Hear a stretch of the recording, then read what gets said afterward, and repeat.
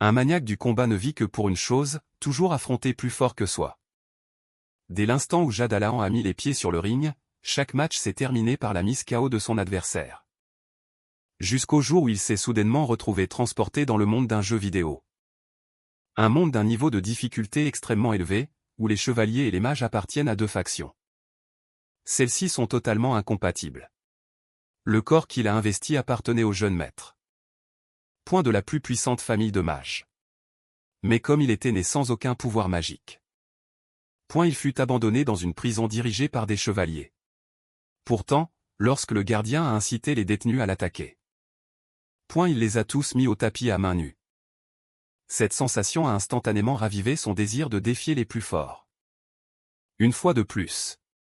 Après tout, dans sa vie antérieure, il était connu sous le nom de Jeune Genot.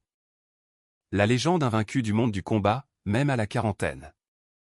Face à de jeunes et puissants prétendants au titre de champion, il avait toujours la certitude absolue de ne jamais perdre. Lors de ses derniers matchs, il avait délibérément évité d'utiliser ses jambes. Cela a fait croire au public qu'il souffrait d'une blessure à la jambe. Ainsi, au début du match, son adversaire a fait semblant de vouloir le saisir au corps à corps. Mais son véritable plan était de lui estropier la jambe de façon permanente. Juste au moment où l'adversaire pensait que son plan allait réussir, la seconde d'après, il fut mis KO par un coup de pied retourné d'Alian. L'arbitre s'est précipité pour vérifier son état et a annoncé la victoire d'Alian. Désormais, il devrait enfin comprendre pourquoi il utilisait si rarement ses jambes. Après le match, il a enfilé ses vêtements de ville et a demandé à son coach de s'occuper de la conférence de presse. Pendant qu'il partait de son côté. Il a aussi dit au coach de le prévenir. Dès que le prochain match serait confirmé. Impuissant face à une demande aussi déraisonnable. Le coach a accepté et lui a rappelé de rentrer en voiture, car il tombait des cordes dehors. Mais Jade Alahan a simplement dit que c'était parfait, que la fraîcheur du temps lui ferait le plus grand bien. Et qu'il allait plutôt rentrer en courant. Le coach était abasourdi, mais quand il a levé les yeux. La porte s'était déjà refermée. Il est sorti en courant pour prévenir Jade Alahan qu'il y avait 30 km. Jusqu'à chez lui, mais il a été immédiatement encerclé par les journalistes. Il demandait quand la conférence de presse commencerait et si la rumeur sur la blessure à la jambe de Jade Alahan était une mise en scène. Le coach, qui accompagnait Jade Alahan depuis de nombreuses années. Le comprenait parfaitement et avait de la peine pour lui, car depuis les débuts de Jade Alahan. Il n'avait jamais rencontré d'adversaire à sa mesure. C'était un champion du monde avec un taux de KO de 100%. Concernant la prétendue blessure à la jambe d'Alahan, le coach a dit aux journalistes qu'il n'en était rien. Jeune Genot s'était imposé cette contrainte à lui-même. En tant que champion du monde, il avait naturellement amassé une fortune. Et vivait au dernier étage de l'immeuble le plus cher de chaque pays. Peu de temps après, il a effectivement couru les 30 km en entier. Et est rentré chez lui. Quand les portes de l'ascenseur se sont ouvertes, Ryu se tenait sur le seuil, comme d'habitude. Jade Alahan est entré directement chez lui, complètement habitué à cette vision. Il a rapidement pris sa douche, puis s'est assis devant son ordinateur. Ses yeux se sont illuminés en fixant l'écran, car le jeu qu'il regardait était The Last Savior. Un jeu en ligne depuis 10 ans, à la difficulté redoutable. Même les joueurs du monde entier avaient fini par l'abandonner. Mais lui, depuis 10 ans. Il y jouait tous les jours, s'entraînant sans cesse et repoussant ses limites. Car le but de sa vie avait toujours été d'affronter des adversaires plus forts.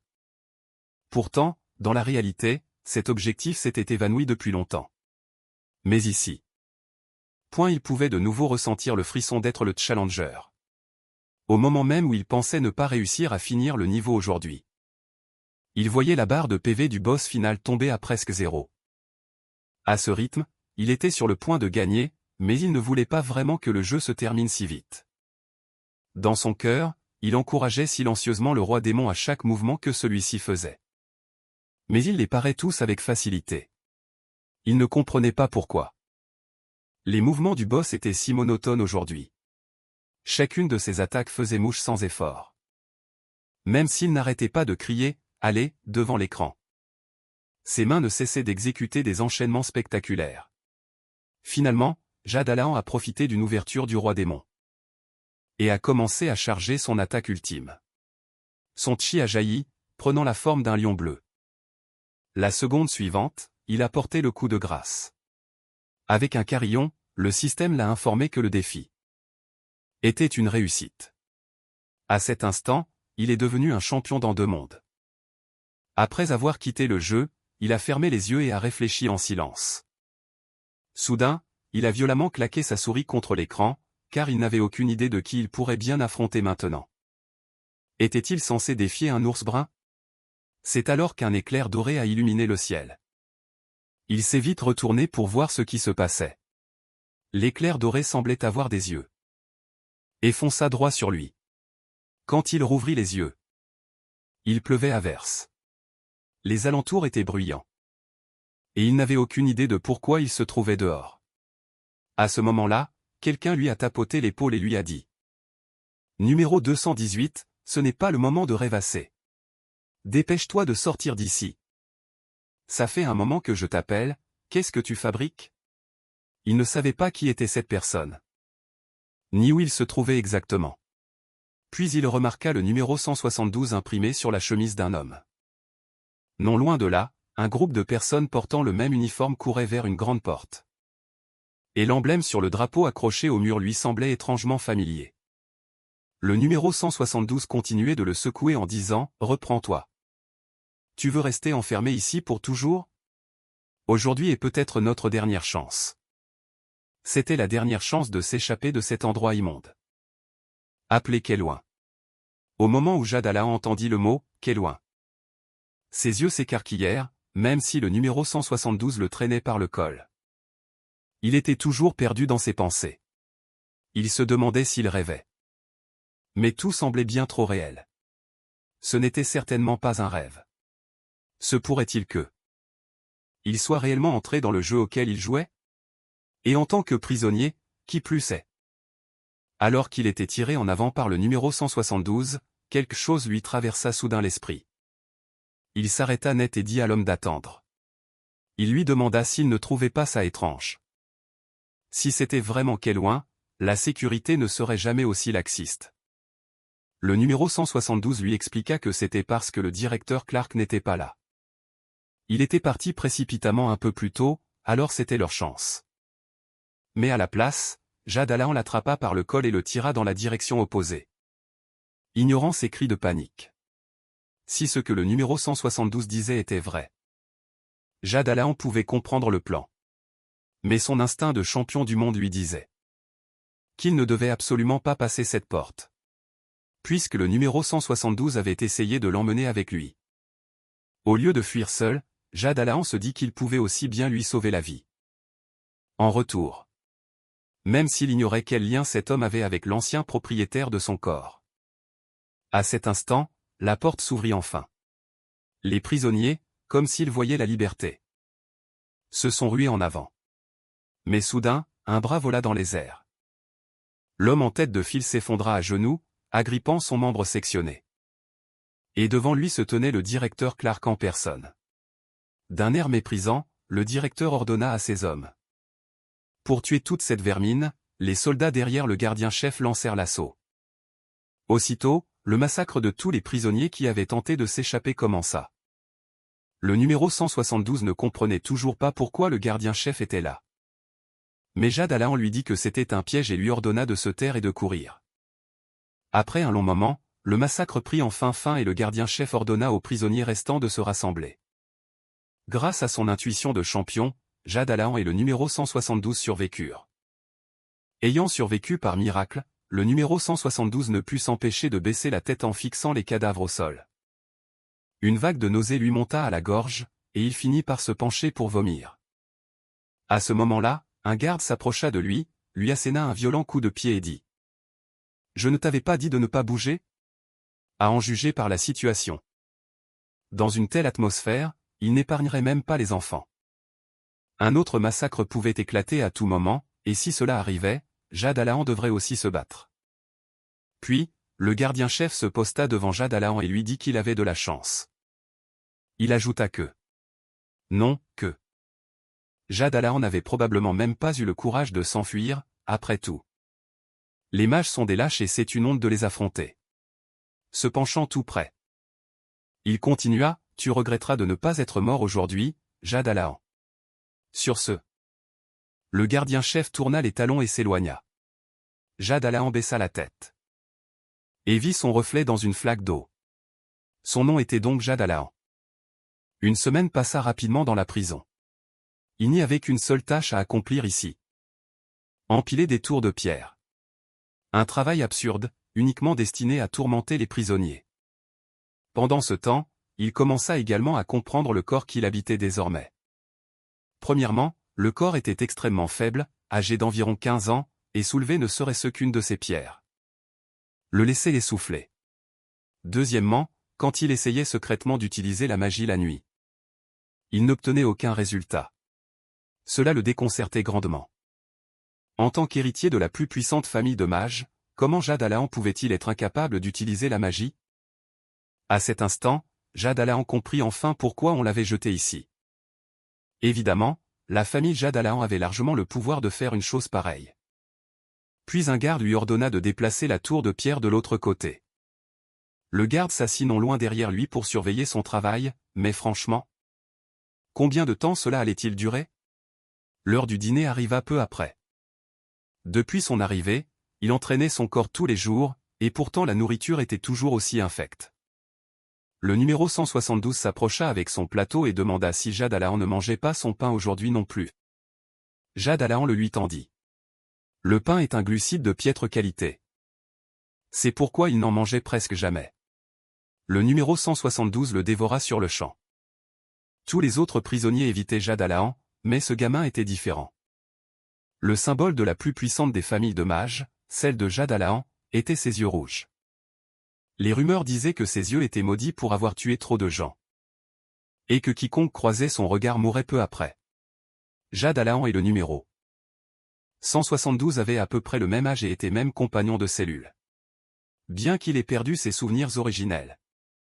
Il sentait qu'ils avaient été proches. Mais comment un garçon si jeune avait-il pu se retrouver à la prison de Kélin? C'est alors que le numéro 172 l'avertit d'être plus prudent ces derniers temps. Quand Jad Alahan demanda pourquoi, le numéro 172 expliqua que c'était parce qu'il travaillait trop sérieusement. La charge de travail de tous les autres avait augmenté, et les autres prisonniers lui en voulaient. Il ajouta que Jad Alahan devait surtout se méfier du numéro. Le numéro 589, un combattant redouté de la reine, emprisonné pour avoir tué quelqu'un à l'extérieur. En entendant cela, Jad Alahan demanda, « Alors, si tu restes avec moi, ça ne va pas te mettre en danger ?» Le numéro 172 répondit, « Eh bien, on se connaît depuis un moment. Je ne peux pas faire comme si on était des inconnus. » C'est alors que Jad Alahan sentit que quelque chose n'allait pas. Il se leva et dit à voix basse, « D'accord. Mais tu risques de me gêner. Va ailleurs pour l'instant. » Des pas lourds, chargés d'hostilité, se rapprochèrent. Il se retourna et dit au numéro 172, « On dirait que ce qui t'inquiétait est en train d'arriver. » Le visage du numéro 172 devint soudainement pâle. Il avait clairement vu le numéro du chef. Un groupe de sbires se tenait derrière lui, arborant une expression féroce. 589 dit, « Eh, Jad Alahan. J'ai entendu dire que la charge de travail de tout le monde a augmenté à cause de toi. » Alors que Jad Alahan répondait avec dédain, disant qu'il considérait ça comme de l'exercice. Un poing énorme vola droit sur lui. L'instant d'après, il fut projeté au sol par le numéro. Le numéro 172, figé de terreur, demanda s'il allait bien. À cet instant, Jad Alahan attrapa soudainement le col du 589. 589, clairement. Ne s'attendait pas à ce qu'il ait encore la force de riposter. Jad Alahan enroula ses bras autour de la tête du 589. Sauta en l'air et lui asséna un violent coup de genou au visage. Le numéro 172 et les sbires du 589 furent choqués par la scène, mais les yeux de Jad Alahan s'écarquillèrent aussi. Son choc venait de réaliser que son attaque n'avait eu absolument aucun effet sur lui. Il ne put s'empêcher de se plaindre de l'inutilité de ce corps. Le numéro 589 l'attrapa par le col et le souleva dans les airs. Puis il le projeta violemment au sol. Tout le monde pensait que Jad Alahan allait mourir ce jour-là. Mais soudain, une voix résonna dans son esprit, notification, progression de la synchronisation des données, 100%. Synchronisation terminée. En entendant cela, le coin de sa bouche se souleva en un subtil sourire glacial. Jade Alahan se releva lentement, une aura bleue enveloppant tout son corps. Les muscles de ses bras et de ses jambes s'épaissirent visiblement. Une vague de puissance écrasante jaillit instantanément. Il serra les poings, se familiarisant avec cette nouvelle force. Puis il leva les deux mains, adoptant une posture de combat. Avec un léger sourire, il dit au numéro 589 de réessayer. Le voyant le provoquer si audacieusement. 589 laissa échapper un ricanement, serrant les poings jusqu'à les faire craquer. Il dit avec mépris, « Même ta propre famille n'a pas voulu de toi. » D'où un jeune maître déchu tire-t-il une telle confiance? Jade Alahan lui dit d'arrêter ses absurdités. Et lui demanda s'il avait peur. « Comme tu veux. Je vais te tuer. » 589 rugit en chargeant. Jade Alahan saisit le bon moment et lui donna un coup de pied dans la cuisse. Mais 589 anticipa le mouvement et attrapa fermement sa jambe. Juste au moment où il s'apprêtait à se moquer de Jade Alahan. Jade Alahan pivota et asséna un coup de pied circulaire, se libérant. Et frappant durement la tête du 589. 589 se prit la tête, titubant violemment. Jade Alahan ne lui laissa aucune chance de respirer et envoya un coup de pied vers le haut, frappant son menton. Le numéro 589 perdit instantanément connaissance et commença à s'effondrer. Jade Alahan enchaîna avec un autre coup de pied, droit au visage. 589 s'effondra finalement complètement. Je ne comptais pas utiliser mes jambes. Mais on n'est pas dans la même catégorie de poids. N'utiliser que les poings est un peu compliqué. Voyant leur chef vaincu, les sbires du 589 paniquèrent. Et dégainèrent leurs armes, chargeant sur Jade Alahan. Mais Jade Alahan marcha vers le 589 à terre. Puis, sans se presser, il posa son pied sur lui, comme s'il s'apprêtait à lui briser le poignet. Il menaça les sbires du numéro 589. Faites un pas de plus et le 589 passera le reste de sa vie à être nourri à la petite cuillère. Il leur ordonna ensuite d'aller chercher un garde, mais le groupe resta figé sur place. Les foudroyant du regard et ne voyant aucune réaction, il ajouta plus de pression, j'ai l'air de plaisanter. Si vous ne me croyez pas, je devrais peut-être commencer par lui briser un bras. Finalement, un des sbires a paniqué et est parti en courant chercher un garde. Quelques autres ont emporté le numéro 589, le menaçant que la prochaine fois. Il ne l'épargnerait certainement pas. Après être retourné dans sa cellule pour se reposer. Le numéro 172 le regarda avec admiration et lui demanda où il avait appris ces techniques. Puis, il changea soudainement de sujet et dit, « Attends, tu as toujours été aussi grand. Je me souviens qu'on faisait à peu près la même taille. » Jade Alahan balaya sa remarque. Travaille dur à empiler des pierres et tu grandiras. En vérité, la synchronisation des données avait importé ces statistiques du monde réel dans le jeu, mais malgré tout, ce corps n'était encore que celui d'un enfant. À ce moment-là, une fenêtre de statut apparut devant lui. Il voulait justement vérifier ses stats depuis un moment. Nom, Jade Alahan. Classe, mage. Taux de croissance diminué, pénalité activée. Mana, 0. En voyant cela, il fronça les sourcils. C'est bien ça? Mana, 0. Intérieurement, il n'arrêtait pas de pester, sérieusement? Un mage de la famille Jade Alahan. Et on me refile des stats aussi pourris? Bien qu'il ait rouvert la fenêtre de statut, incrédule. Le résultat resta le même. Son mana était toujours à 0. À cet instant, le numéro 172 lui demanda ce qu'il faisait, et Jade Alahan dissimula sa gêne derrière un grand rire. Une fois la réalité acceptée, il s'allongea sur son lit et mit de l'ordre dans ses pensées. Il comprit enfin pourquoi un raté comme le propriétaire de ce corps avait été abandonné par sa famille. La famille Jade Alahan était tout à fait capable d'une chose pareille. Pour l'instant, il ne pouvait que se calmer et vérifier les choses lentement. Heureusement, la force, l'agilité, l'endurance et la perception étaient tout au maximum, à 110. Ce qui était une chance en soi. Bien que le taux de croissance réduit s'accompagne de pénalités. Ce corps maigrichon et peu développé ne pouvait de toute façon pas exploiter son plein potentiel. Cette pénalité devrait être rectifiable une fois qu'il aura correctement entraîné le corps. Mais la nourriture ici était vraiment infecte. Cependant, il possédait tout un tas de traits qu'il n'avait jamais vus auparavant. Et ils étaient tous de rang S d'après ce qu'il savait, l'immunité au poison. Et, combattant immortel, étaient des traits qu'il avait débloqués au cours du jeu. Si son mana n'était pas à 0, ce serait tout simplement un personnage complètement chéaté. Mais cette configuration était clairement conçue pour le faire enrager.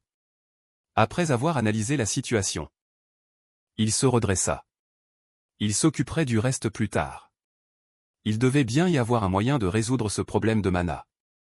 C'est alors qu'un garde cria, les numéros appelés, dehors. Les prisonniers commencèrent à être appelés un par un. Et à sortir de leurs cellules. Ils s'alignèrent en silence, en une seule file. Jade Alahan demanda au numéro 172, « Qu'est-ce qui leur arrive ?» Il répondit, « Ce sont des condamnés à mort. On les emmène prendre leur dernier repas. » Jade Alahan n'était pas familier avec cette expression. Alors, le 172 expliqua, « Avant leur exécution, ils peuvent demander n'importe quelle nourriture qu'ils désirent. » En entendant cela, une idée germa dans l'esprit de Jade Alahan. Il conçut immédiatement un plan. Jade Alahan demanda son nom au garçon. Celui-ci croisa les bras et dit qu'ils s'étaient toujours appelés par leur numéro, et qu'ils avaient donc oublié leur vrai nom depuis longtemps. Il se présenta ensuite comme étant Ryu, un gamin des rues sans aucune famille. Et a demandé à Jade Alahan son nom en retour. Jade Alahan a répondu qu'il s'appelait Jade. Jade Alahan a ensuite demandé si Ryu voulait quitter cet endroit. Ryu a répondu que bien sûr, il n'avait jamais prévu de rester ici pour toujours. Et qu'il avait ses propres raisons de sortir. En entendant cela, Jade Alahan a demandé s'il avait déjà réfléchi à un moyen de s'échapper. Ryu réfléchit un instant. Et dit que la seule sortie était la porte principale, et que la clé de cette porte était en possession du directeur. Jade Alahan demanda, « Alors, nous devons d'abord vaincre le directeur et voler la clé. » Mais Ryu a rétorqué, lui demandant s'il plaisantait et lui a rappelé que le directeur, même à la retraite, était toujours un chevalier fibrigne. Dans les souvenirs hérités de Jade Alahan, le directeur Clark était un chevalier qui méprisait les mages au plus haut point. Dans le monde du dernier sauveur, les chevaliers et les mages avaient toujours été des ennemis naturels. Mais Jade Alahan n'était pas sûr de pouvoir battre un chevalier fibrigne à la retraite, alors il a dit qu'il ne semblait pas y avoir d'autres moyens. À ce moment-là, Ryu a dit que voler suffirait. Il a expliqué que les gens élevés dans la rue apprenaient à faire les poches avant d'apprendre à saluer les autres. Cependant, le directeur était toujours accompagné de gardes, ce qui rendait difficile de trouver une ouverture. En entendant cela, les lèvres de Jade Alahan se courbèrent en un léger sourire. Il avait déjà une idée de la façon dont il pourrait s'échapper. Le lendemain matin, pendant le rassemblement, le garde annonça que le quota de travail allait augmenter. De nouveau à partir d'aujourd'hui. Les prisonniers se sont immédiatement plaints. Mais le garde leur a froidement demandé s'ils avaient l'intention de désobéir aux ordres du directeur. Un prisonnier était sur le point de protester davantage lorsqu'une lame tranchante toucha sa gorge. Le garde a dit qu'il ne faisait que transmettre les ordres et que si quelqu'un avait des plaintes, il pouvait aller en parler au directeur lui-même. Le prisonnier trembla. Et demanda si ce n'était pas trop et quelle en était la raison. Les yeux du garde se déplacèrent légèrement, puis il dit, « Vous ne savez toujours pas de qui c'est la faute ?» Les prisonniers savaient exactement de qui il parlait et se sont tous tournés pour dévisager Jade Alahan. À ce moment-là, le garde laissa échapper une petite toux.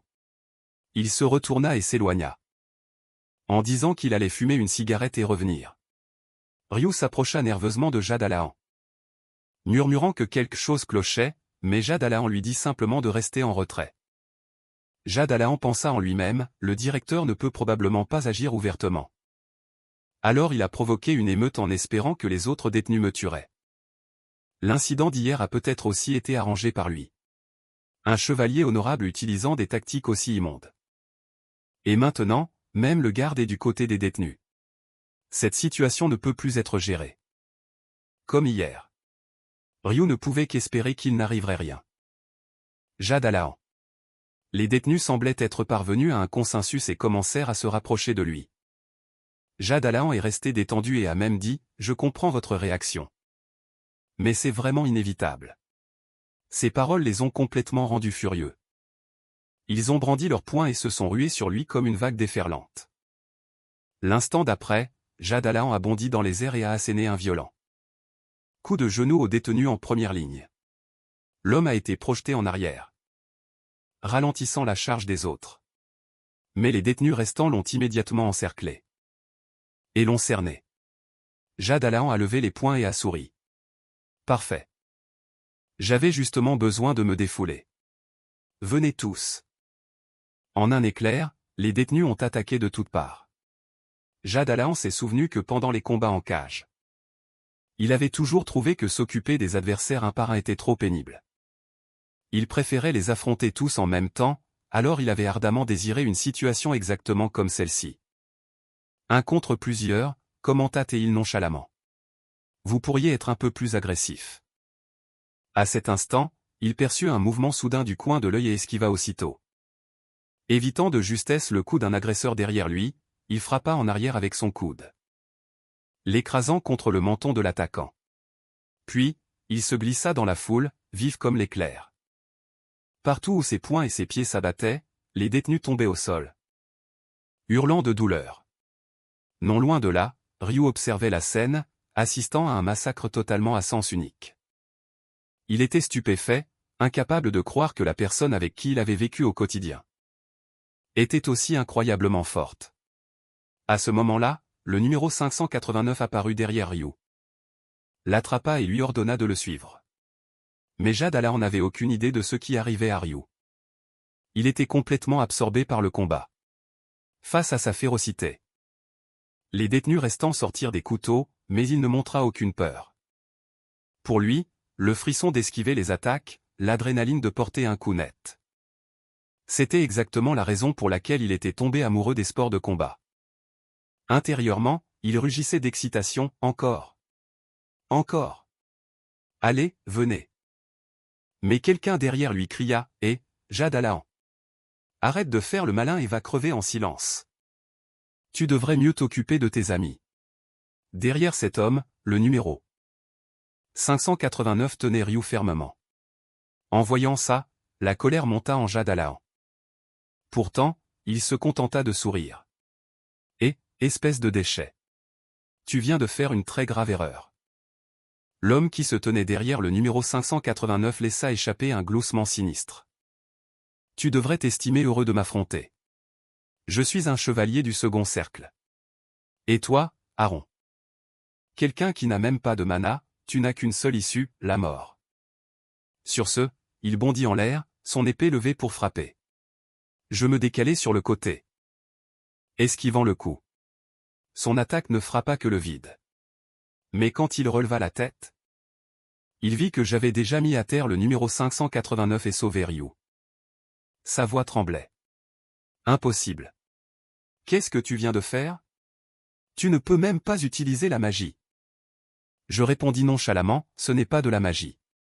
Avant même que mes mots ne portent. Ma silhouette se flouta alors que je traversais l'espace libre comme un fantôme. En un clin d'œil, j'étais déjà devant lui. Ma jambe droite traça un arc vif dans les airs et s'écrasa contre son cou. L'homme fut projeté à plusieurs mètres en arrière. À cet instant, le directeur passa la porte derrière moi. Nos regards se croisèrent. La tension explosa instantanément. Il exigea que j'explique ce qui s'était passé. Puis, la voix de Ryu résonna, « Attendez !» Courant vers nous, Ryu cria. Le 218 est la victime. Ils m'ont pris en otage pour le tuer. C'était de la légitime défense. En entendant cela, les sourcils du directeur se froncèrent. Il jeta un regard dégoûté aux détenus à terre, les maudissant silencieusement de n'être que des idiots. Soudain, il me demanda si j'avais ouvert mes canaux de mana. Je balayai la question d'un revers de main, comment le saurais-je? À ce moment-là, une aura violette jaillit du corps du directeur. Tous les détenus s'effondrèrent à genoux sous la pression, tremblant de manière incontrôlable. Mais Ryu n'était encore qu'un enfant, et il s'écroula complètement au sol. Pourtant, une énergie bleue s'embrasa de nouveau autour de lui, complètement insensible à celle du directeur. La pression d'un chevalier de 5e rang. Puis une fenêtre de système apparut devant lui. Le trait, âme noble du champion, résiste à la suppression. Il sourit en pensant, alors, c'est une immunité de type mental. Cette capacité est complètement abusée. Dans son monde d'origine, son corps avait déjà atteint son apogée. Il était hors de question qu'il soit écrasé par un simple. Sans mentir, le gardien-chef était complètement abasourdi, il ne s'attendait pas à ce qu'il se tienne là, parfaitement indemne. Surtout pour quelqu'un qui n'avait même pas encore éveillé son mana. Le gardien-chef prit une profonde inspiration. Un instant plus tard, une aura encore plus écrasante jaillit de son corps. Pourtant, il se tenait toujours là, indemne, pensa-t-il. C'est un trait de rang, est-ce de quoi d'autre es-tu capable? Sa réaction dépassa les attentes du gardien-chef. Laissant l'homme figé sur place, le garde derrière lui ne put finalement plus le supporter. Il le supplia d'arrêter. Le gardien-chef n'eut d'autre choix que de retirer son aura. Il esquissa un sourire en coin, pensant, heureusement qu'il s'est arrêté là. S'il s'était mis en colère et avait commencé à brandir son épée, j'aurais pu y passer. Le gardien-chef le fusilla du regard comme s'il voulait le dépecer vivant.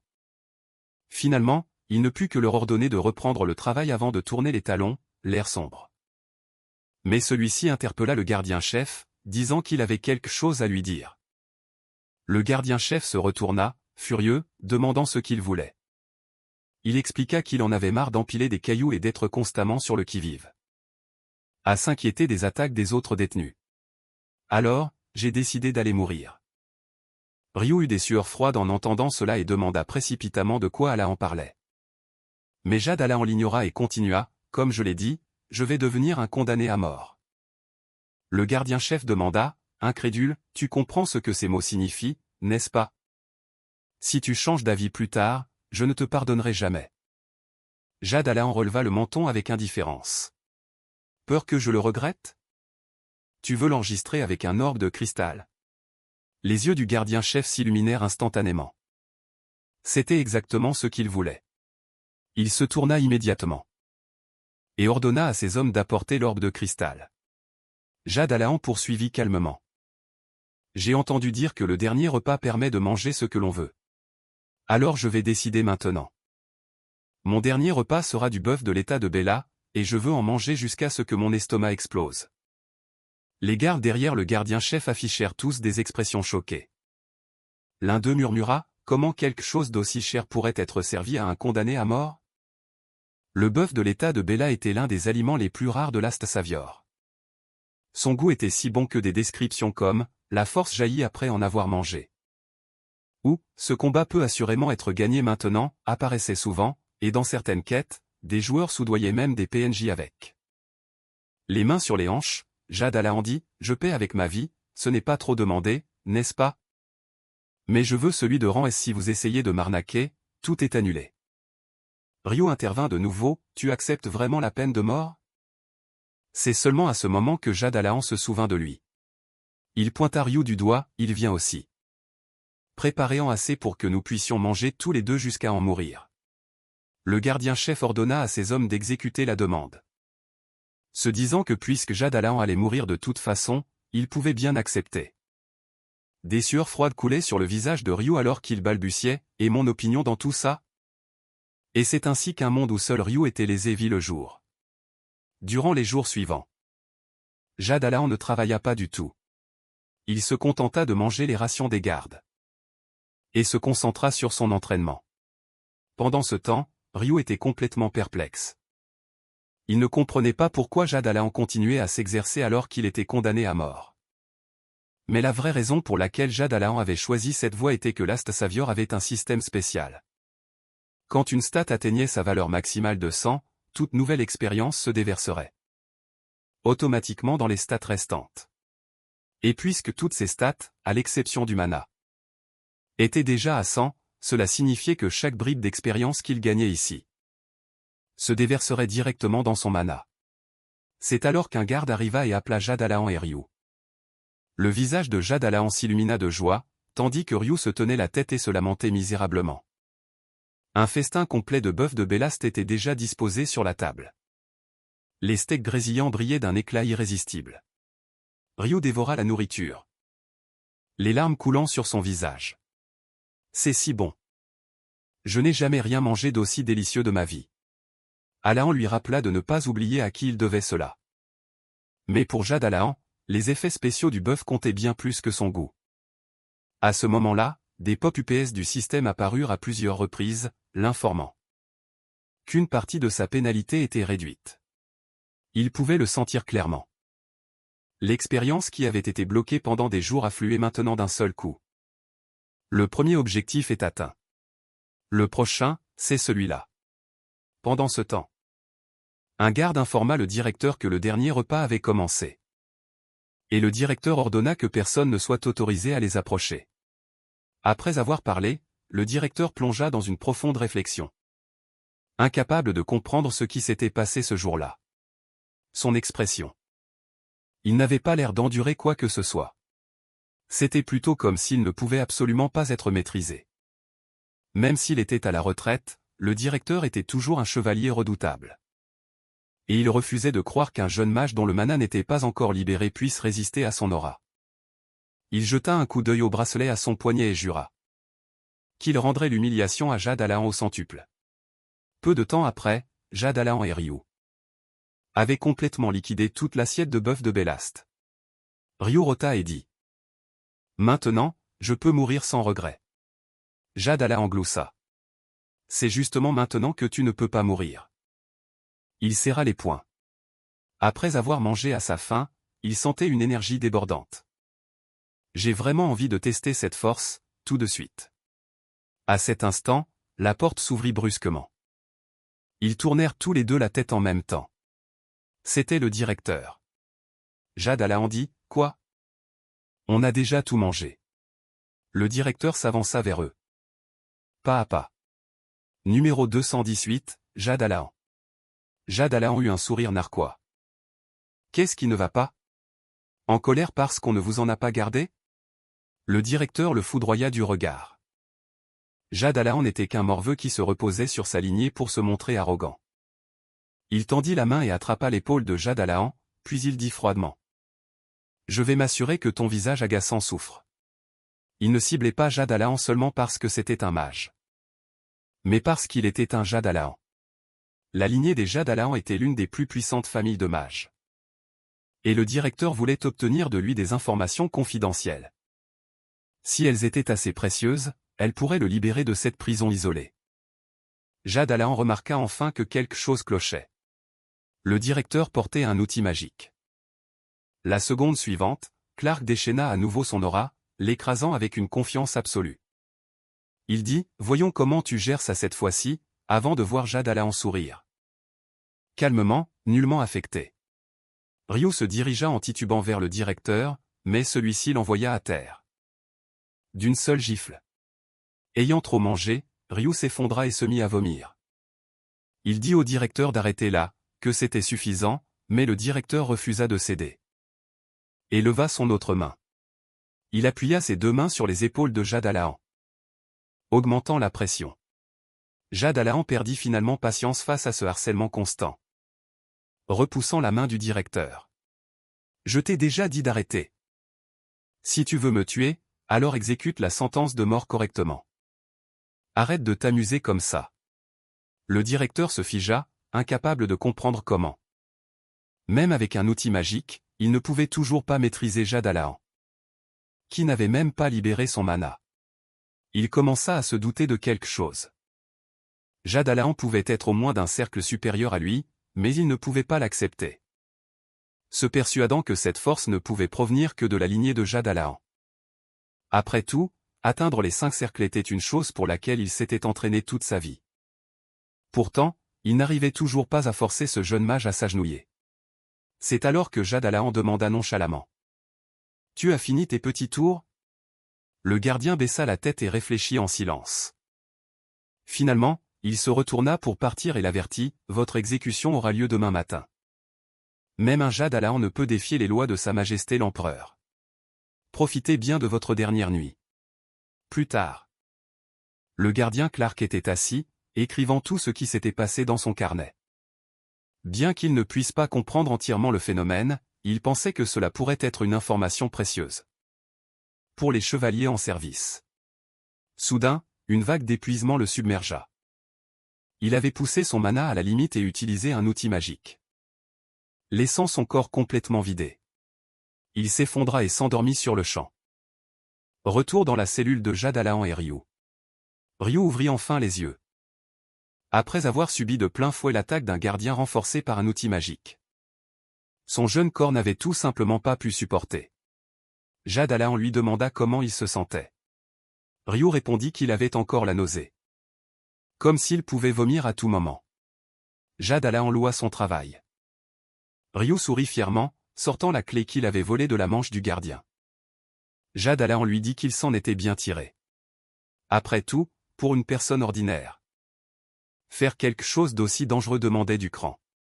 Le gamin était un vrai homme. Ryu se redressa, disant qu'il n'avait réussi à voler la clé que parce que toute l'attention du gardien était portée sur lui. Puis Ryu, inquiet, lui demanda s'il allait bien. Il répondit « Ouais. Ça va. » Ryu changea soudainement de sujet, disant qu'il était étrange. Et qu'il devait cacher quelque chose. Faisant comme s'il n'avait rien entendu, il dit à Ryu d'aller déplacer d'autres pierres. Après quoi, il regarda droit devant lui. À cet instant, sa force, son agilité et son endurance avaient chacune augmenté de 10 points. C'était un résultat stupéfiant. Comme le disait la rumeur, la viande n'était pas seulement délicieuse, mais aussi très nutritive. Et comme il avait continué à s'entraîner, il pouvait clairement sentir l'amélioration qualitative de son corps après avoir mangé le bœuf de l'état de Bella. Effacer rapidement toutes les pénalités serait encore difficile. Malgré tout, il se décida et dit à Ryu. Nous partons ce soir. Dès que tu seras remis, on s'en va. Ryu demanda s'il ne devrait pas s'échapper immédiatement, car le gardien pourrait bientôt s'en rendre compte. Il lui répondit avec assurance de ne pas s'inquiéter, que le gardien dormait très certainement à point fermé à présent. Ryu demanda comment il le savait. Il expliqua, parce que ce bracelet que le gardien utilise. Point augmente le mana instantanément, mais il accumule une fatigue énorme. C'est un artefact de pacotille. Il est probablement déjà évanoui quelque part. Le gardien a même apporté la clé du réfectoire lui-même. Et, de façon inattendue, il a utilisé un appareil magique. Grâce à ça, mon plan s'est déroulé encore plus facilement. Il dit qu'il était presque l'heure de partir. Ryu hésitait encore. Mais il ajouta que Ryu pouvait rester s'il avait peur. Ryu trembla et dit, « Tu es ma seule chance de survie. Bien sûr que je viens avec toi. » Ryu demanda alors, « On n'a pas la clé de cette cellule. Comment on fait ?» Il fit signe à Ryu de reculer, puis il défonça la porte de la cellule d'un seul coup de pied. Ryu, choqué par sa force, demanda « Es-tu vraiment un mage ?»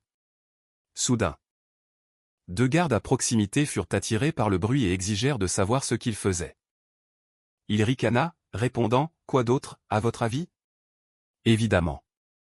Point on s'évade. Puis lui et Ryu s'enfuirent en courant. Ryu lui rappela de regarder devant.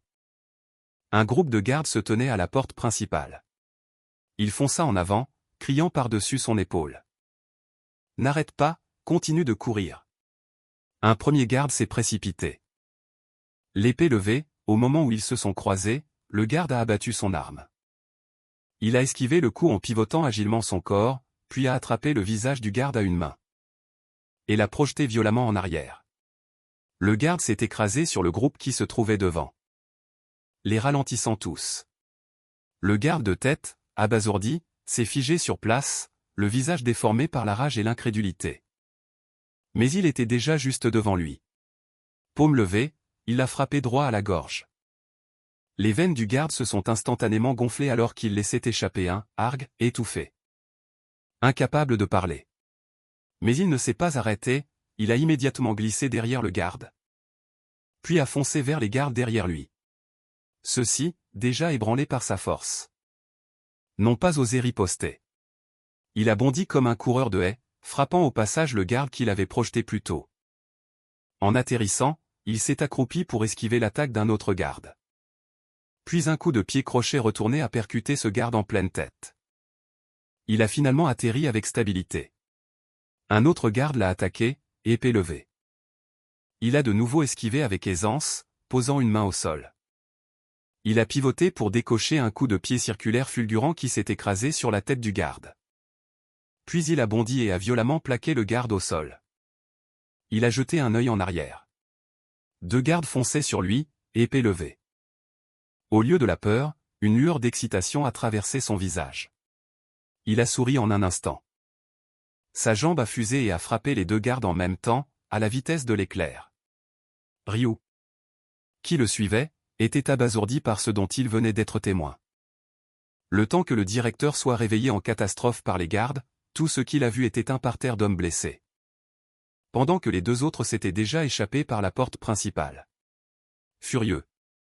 Ses yeux se sont écarquillés de rage et il a immédiatement ordonné à ses hommes de les capturer. Le plus vite possible.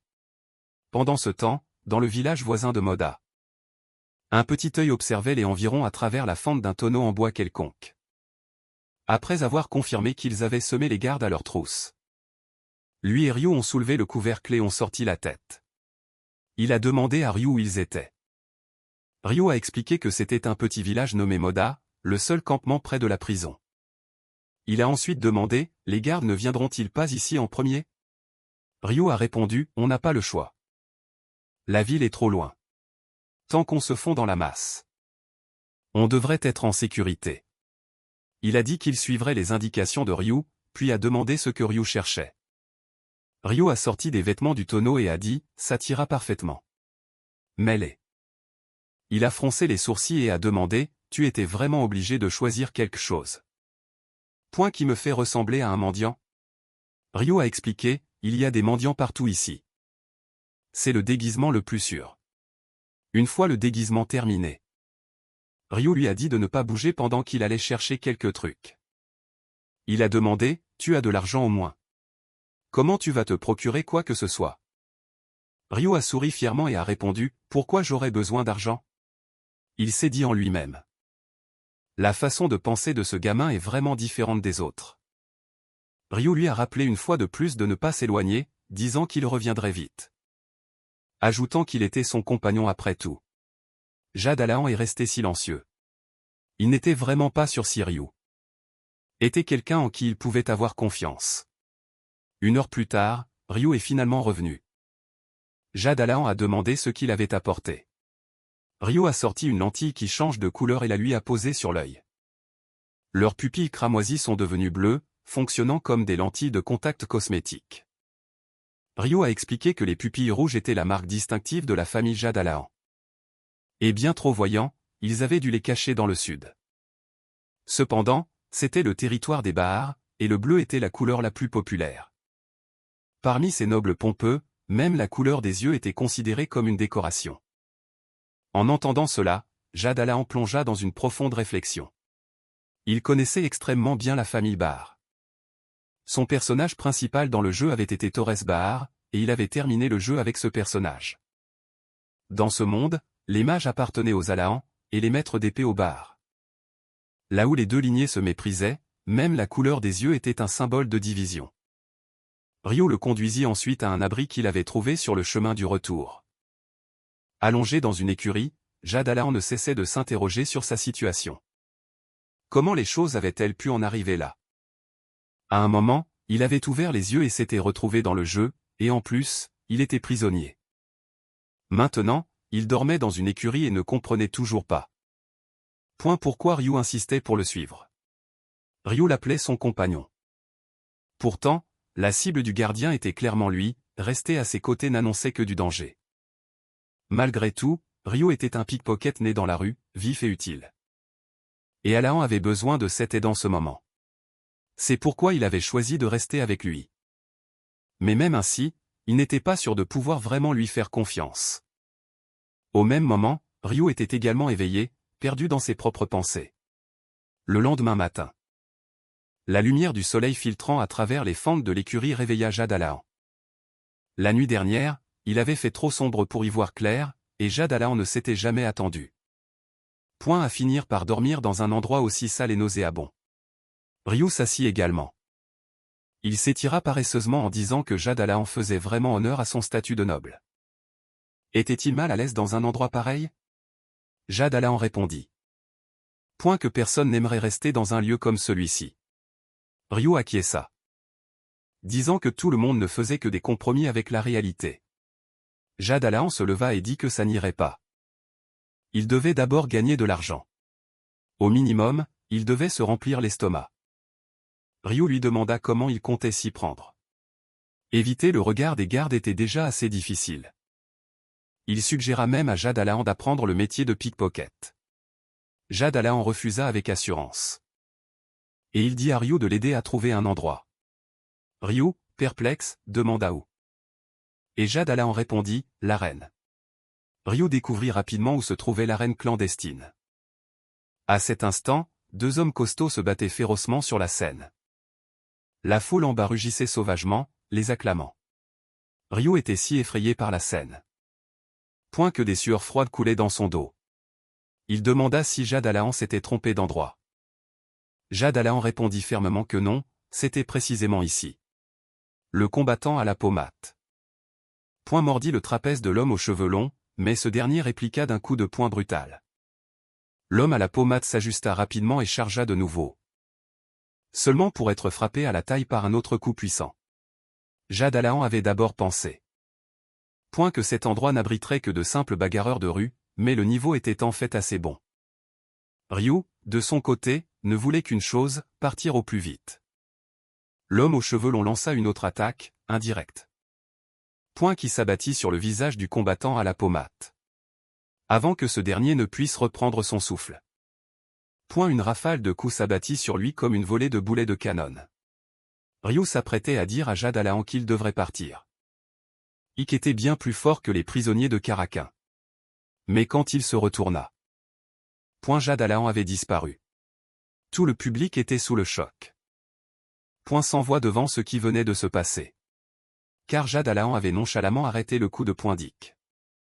D'une seule main, alors qu'il n'était visiblement pas dans la même catégorie.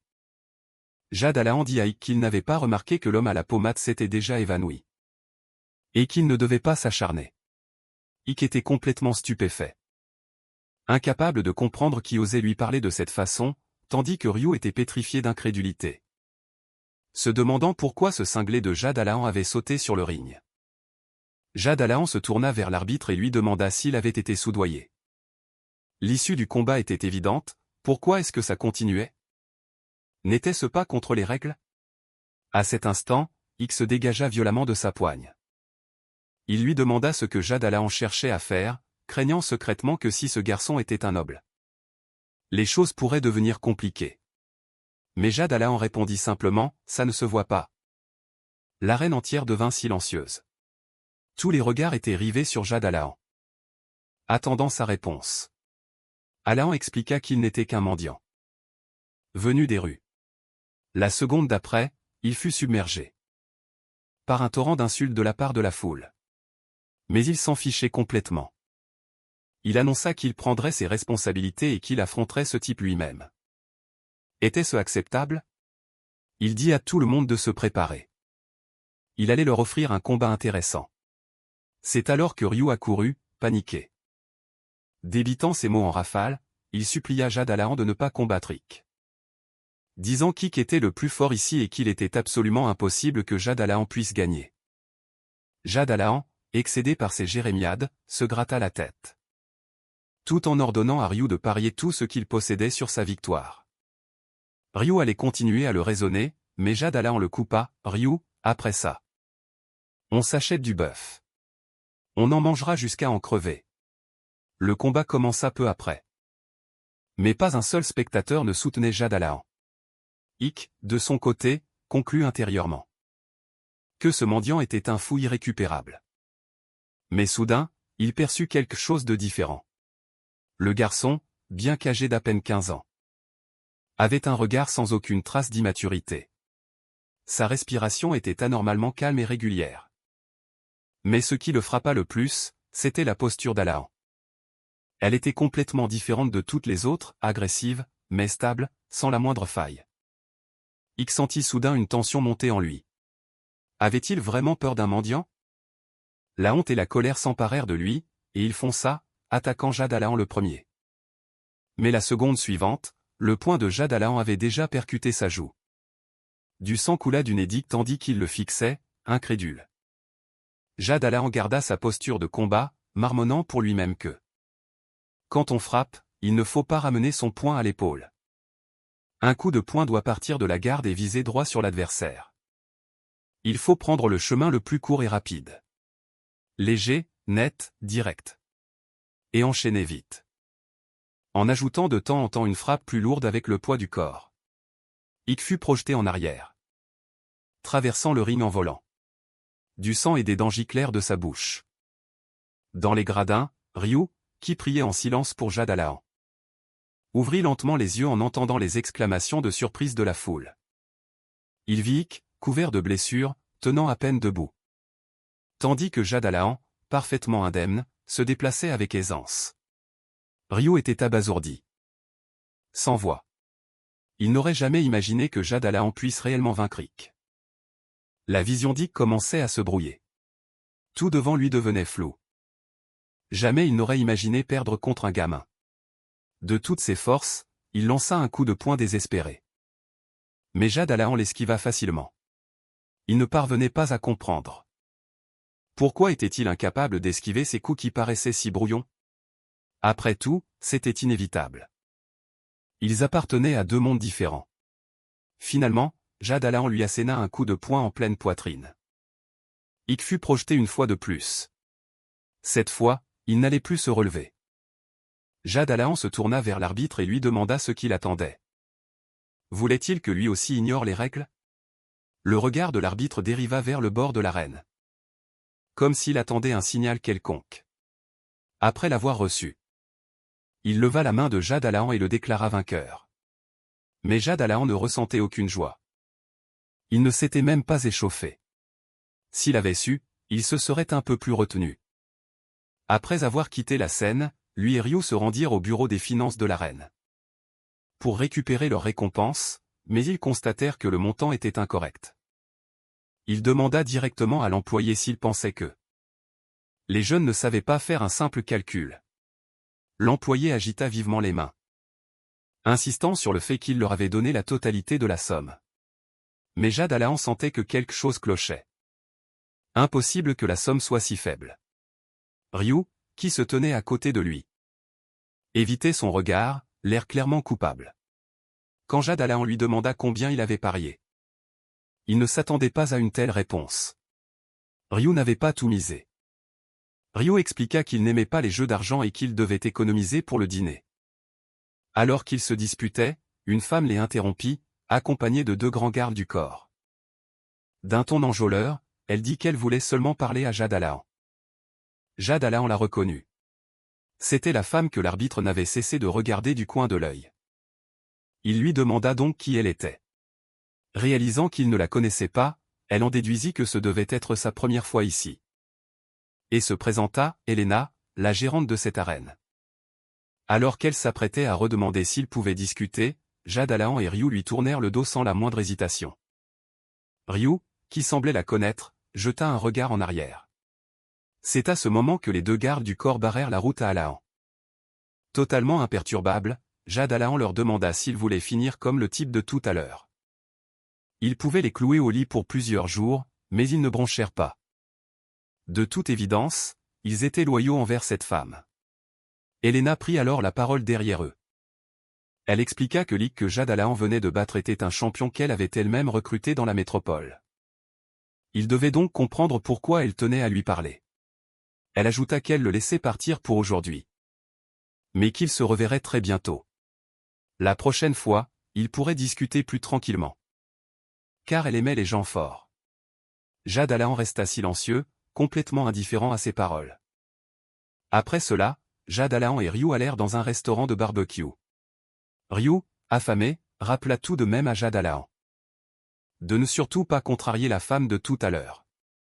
Elena pouvait paraître n'être que la gérante de l'arène, mais en réalité, elle était le véritable pouvoir de la ville. Tant qu'il resterait ici, il finirait inévitablement par la croiser. Jade Alahan répondit qu'à ses yeux, elle n'était qu'une renarde. Ryu répondit que c'était bien ça, son surnom était la vieille renarde. Jade Alahan réfléchit un instant. Il était évident qu'elle l'avait approché dans le but de se servir de lui. C'était la même chose quand il avait débuté dans le monde des sports de combat. Dès qu'il avait montré son talent, de nombreuses agences l'avaient contacté, la plupart voulant l'utiliser comme un outil pour gagner de l'argent.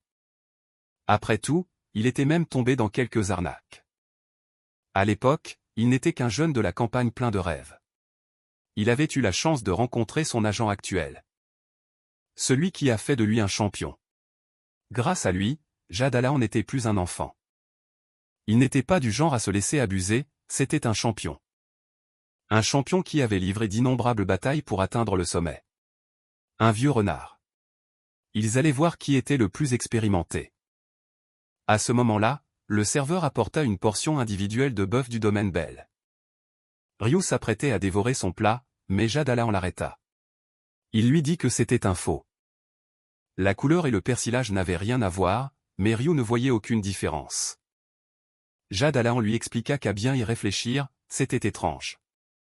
Le directeur avait mis une semaine entière pour en obtenir. Si la ville voisine en avait, ça n'aurait pas pris autant de temps. De plus, le bœuf du domaine Bell est extrêmement rare. Il était impossible qu'il puisse en servir à autant de clients. Ça ressemblait plus à du bœuf wagyu de premier choix. Juste un cran en dessous, mais la différence de qualité était énorme. Et le prix aussi. Mais l'estomac de Ryu gargouillait déjà bruyamment. Il a protesté en disant que, une fois dans l'estomac, de la nourriture restait de la nourriture. Jad Alain a rétorqué que payer le prix fort du domaine Bell pour une imitation. C'était vraiment injuste, surtout qu'ils n'avaient pas d'argent. Le signaler était leur droit de consommateur. Juste après avoir dit ça, Jad Alain fit signe au serveur qui s'approcha, l'air agacé. Il dit qu'il l'agaçait depuis le début et qu'il ferait mieux de finir de manger et de partir. Vous commandez une seule portion de viande et vous osez monopoliser une table?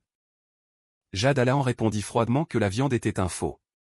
Ils avaient commandé une portion de bœuf du domaine Bell. Et le restaurant ferait mieux de leur amener l'original. Il pensa en lui-même. Vendre de la marchandise contrefaite est déjà rageant, mais leur attitude est encore pire. Mais le serveur rétorqua, tu sais où tu es, au moins? Ici, les règles de la rue ne s'appliquent pas. Alain, ne voulant plus discuter, lui dit d'appeler le patron. Le serveur a alors grogné, le traitant de sale mendiant et lui demandant s'il avait mangé du fiel de léopard. Pour oser lui parler comme ça. Jad Alain ricana et demanda s'il voulait voir ce qu'un mendiant qui a mangé du fiel de léopard pouvait faire s'il provoquait une scène ici. Les autres clients se tournèrent vers eux, chuchotant entre eux. Le serveur n'eut d'autre choix que de leur dire de le suivre. Peu après, Jad Alain et Ryu furent conduits dans le bureau du patron. Face à eux se tenait un homme bedonnant d'âge moyen, manifestement le patron. À ses côtés se tenaient plusieurs sbires armés de couteaux. Le patron leur demanda si c'était bien eux, les deux mendiants insolents. Alain répliqua que le seul insolent ici, c'était lui, pour leur avoir vendu de la fausse viande. Le patron éclata de rire. Il dit que le jeune homme avait du cran, mais qu'il ferait mieux d'apprendre à analyser la situation. Tout en parlant, il les pointa du doigt, ordonnant manifestement à ses hommes de les attaquer. Jad Alain leva le poing et ricana, disant qu'il ignorait totalement ce que « analyser la situation » signifiait. Mais il lui semblait que c'était plutôt eux qui n'avaient pas bien compris ce qui se passait. Il demanda, si on se bat vraiment, qui va mourir, à votre avis?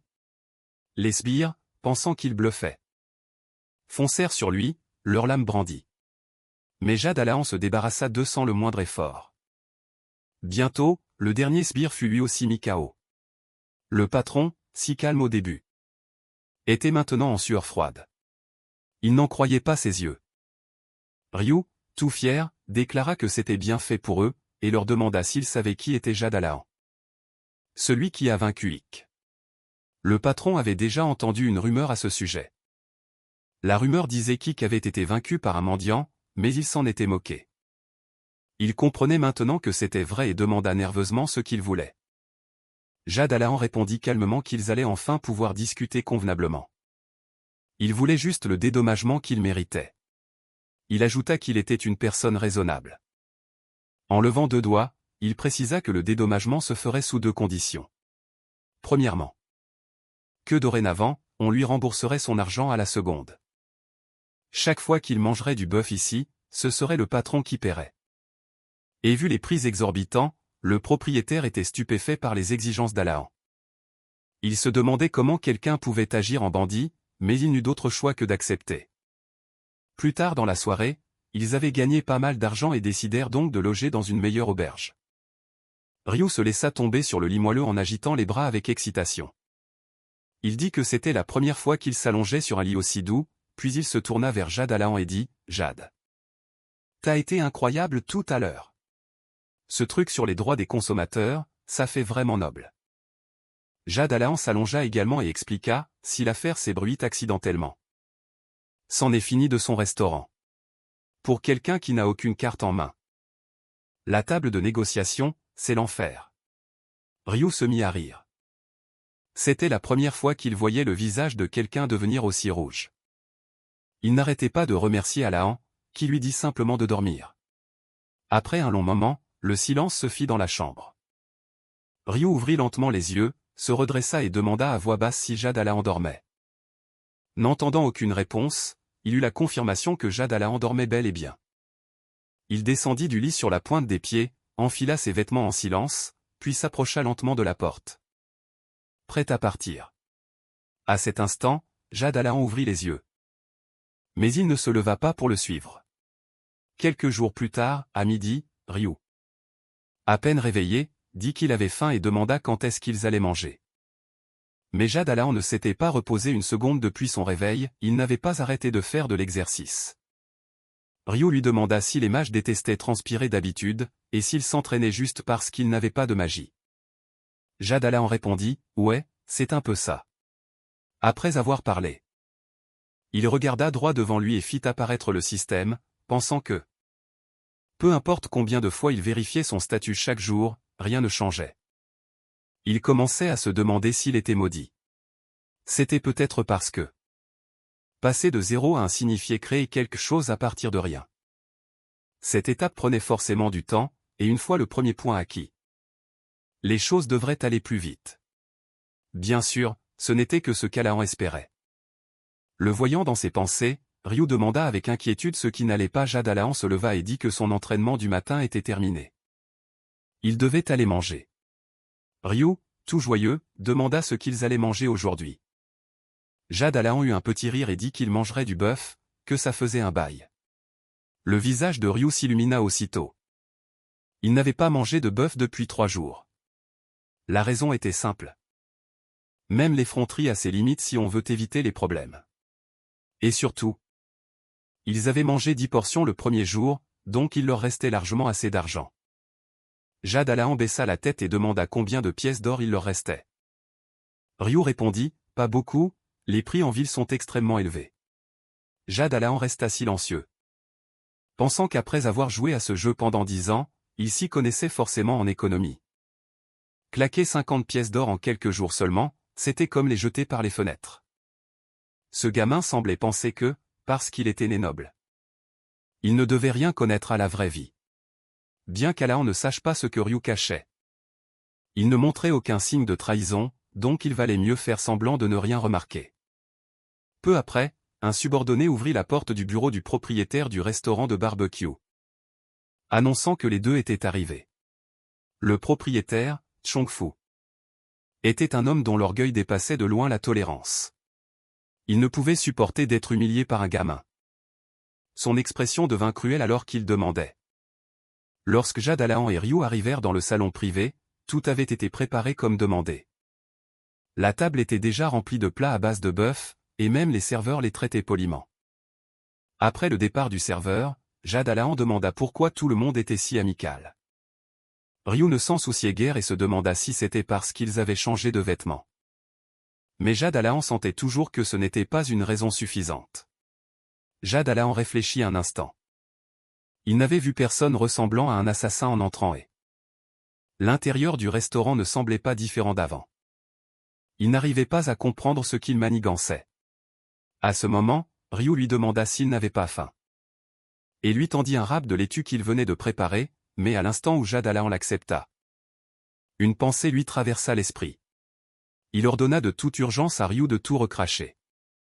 Cette viande ne devait pas être mangée.